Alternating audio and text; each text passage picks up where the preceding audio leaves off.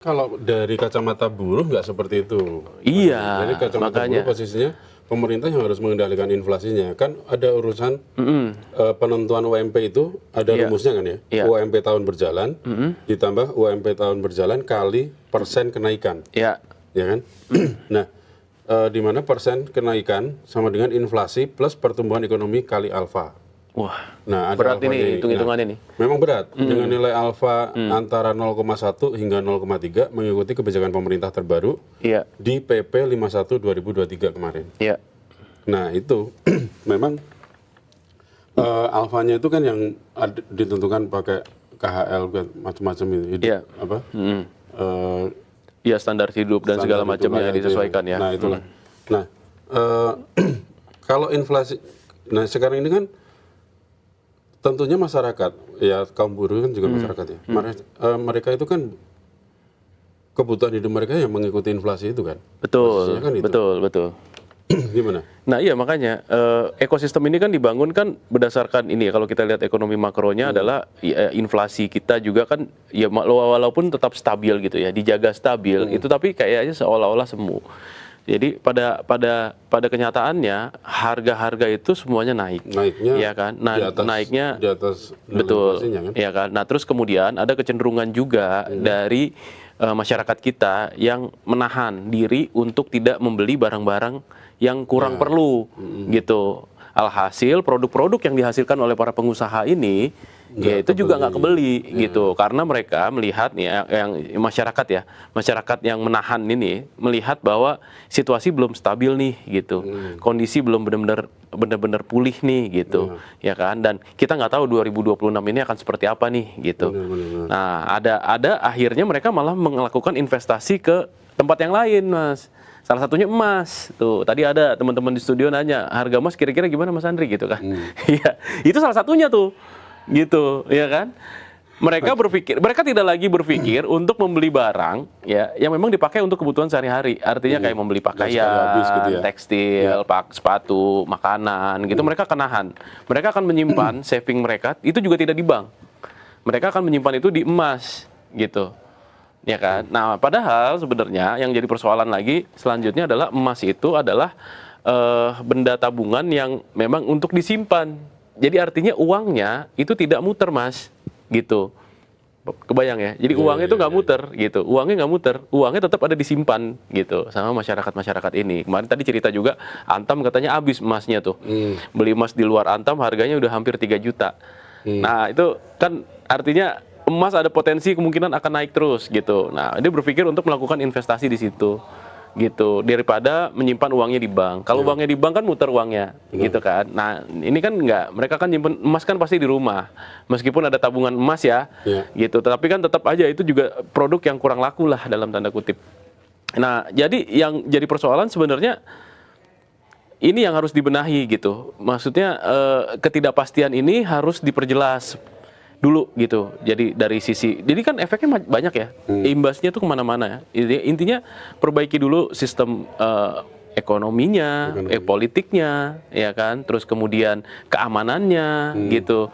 Nah banyak pengusaha juga enggan untuk menginvest juga karena persoalan keamanan gitu, entah itu ada gangguan-gangguan dari pihak ketiga lah, ormas atau apa gitu kan. Nah itu kan juga mereka harus antisipasi. Belum lagi kemudian izin-izin yang dipersulit, pembelian tanah yang kemudian banyak mafianya. Nah ini kan juga jadi persoalan sebenarnya gitu di mereka. Ngomong-ngomong gitu. soal Bayang izin-izin ya, yang jadi dipersulit tadi itu. ribet juga ya ternyata jadi pengusaha ya. Ternyata kemarin ngobrolannya kan gitu ya. Iya. Jadi terkait izin-izin tadi itu. Kalau misalnya izin-izin itu pengaruh sama ini nggak sih? Cost mereka nggak sih? Ya ngaruh lah. Kalau misalnya izinnya, ya kan gini, kalau misalnya izinnya pakai pihak ketiga gitu ya, kita sebut maklar lah gitu, ya kan, tolonglah dibantu, atau enggak adalah sempilan-sempilan di bawah meja, otomatis kan cost kan, gitu. Nah, bisa nggak pemerintah ini kira-kira memperkecil cost yang harus dibayarkan para pengusaha itu? Bisa. Yang terkait sama perizinan macam-macam. Bisa. Kita tahu kan ya, di Indonesia ini kan banyak sekali izinnya gitu kan. Iya. Sementara barang impor gampang banget masuk. Betul. Gitu kan. Nah, tambah lagi itu tuh. Barang impor gampang masuk, sementara yang di Indonesia harus berhadapan dengan izin-izin Iya. yang berlapis-lapis dan posisinya memang itu tadi Iya. kos tambahan buat mereka kan. Dan belum Nah, lagi- bisa nggak kira-kira pemerintah ini Iya. memangkas biaya tambahan atau kos yang harus ditanggung sama pengusaha itu terkait sama izin-izin itu tadi, Mas?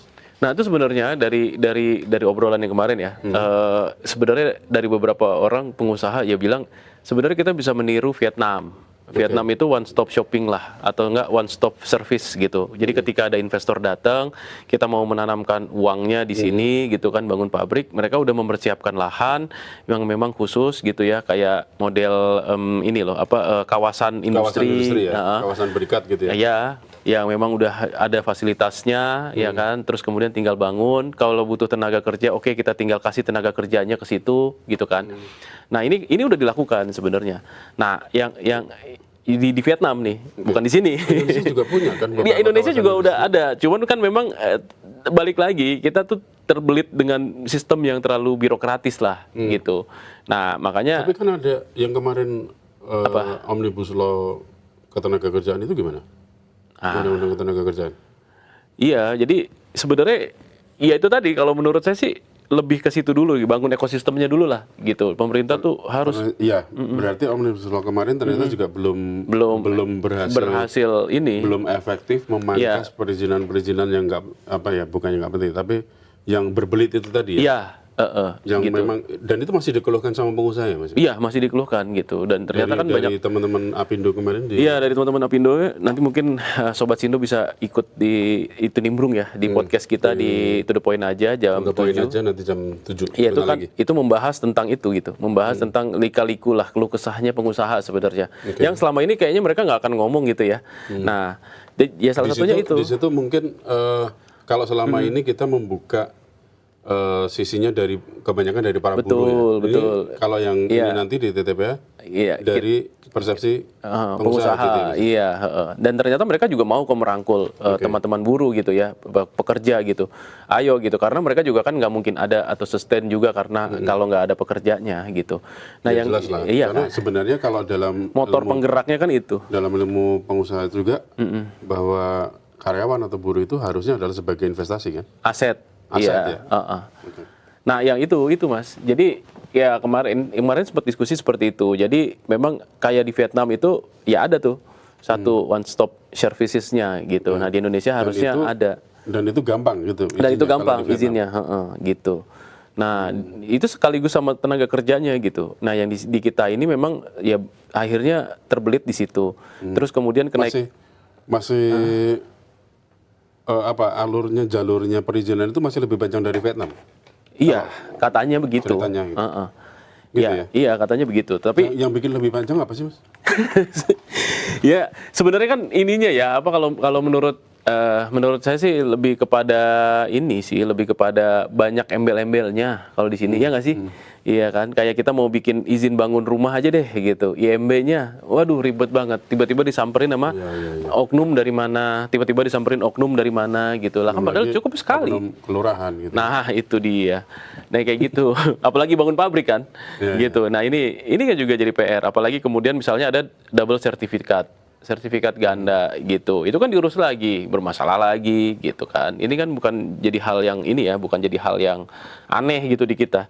Nah itu yang harus dibenahi sebenarnya, membangun investasi itu. Nah dengan demikian maka otomatis kan sebenarnya gini, impor barang itu juga salah satu masalah penting tuh Mas. Tadi Mas Teguh kan sampaikan kan impor barang ilegal apalagi gitu. Nah itu yang rusak harga pasaran. Impor yang legal saja itu sudah menjadi persaingan ya. Iya, sudah menjadi ancaman buat produk lokal. Iya. Ya kan? Nah produk lokal kalah lagi dengan impor yang ilegal karena harganya jauh lebih murah. Ya itu udah clear gitu, ya kan. Ada supply, ada demand, supply-nya besar, ya kan. Karena harganya murah, demand-nya juga pasti akan ngikut ke situ kan. Nah itu yang menyebabkan di kita tuh bermasalah itu gitu. Nah jadi mungkin kawan-kawan buruh juga kita harus juga lihat juga kondisi secara keseluruhan. Artinya jangan cuma memikirkan kita doang, tapi bagaimana kita bisa bertahan. Karena khawatirnya itu tadi, kalau kena PHK yang berimbas kan ke teman-teman buruh juga gitu. Benar. Nah, memang ada satu pernah ya saya zaman Iya. Beberapa tahun lalu itu ada liputan sama teman-teman dari Kementerian Perindustrian. Iya. Ini kita cerita ya. Jadi ada kita kebetulan di industri alas kaki. Iya. Alas kaki itu ada sepatu, sendal gitu ya macam-macam. Nah, mereka itu benar-benar posisinya memang sangat terancam dengan barang-barang impor itu tadi, Mas. Iya. Jadi Banyak yang tutup katanya, pabrik juga, akhirnya pabrik-pabrik mereka satu sudah tekstil. terancam ya, terancam. Terus apa namanya, si barang impor ini masuk dengan harga, menurut mereka, menurut para pemilik pabrik itu, harga di pasaran itu yang impor itu bisa kurang dari separuhnya dari harga yang produk lokal yang dijual. Nah itu kan gila menurut saya. Nah iya. Ya. Nah kenapa? Nah, kalau sudah posisi seperti itu, mereka si produk impor ini bisa menjual dengan harga lebih murah. Yang ini kan si perusahaan lokal ini pasti terancam kan. Betul. Nah terancam udah pasti mereka ya gimana mau menghidupi karyawannya kan. Nah gitu iya. kan. Agak berat juga tuh buat mereka sebenarnya. Nah tambah lagi tiap tahun kebijakannya. Tahun nambah misalnya. Iya. Kebijakan upahnya nambah. Iya. Otomatis kan cost-nya nambah. Ini Gitu. juga harus perlu ikut dipikirkan juga ya. Iya, artinya adalah tutup keran impor ilegal semaksimal mungkin, gitu kan, kenakan pajak yang besar kepada barang-barang impor supaya buruh dan pengusaha kita juga sejahtera di sini.